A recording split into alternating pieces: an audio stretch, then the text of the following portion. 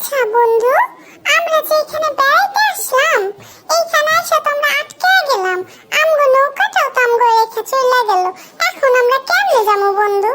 আর এই নদী তো সাত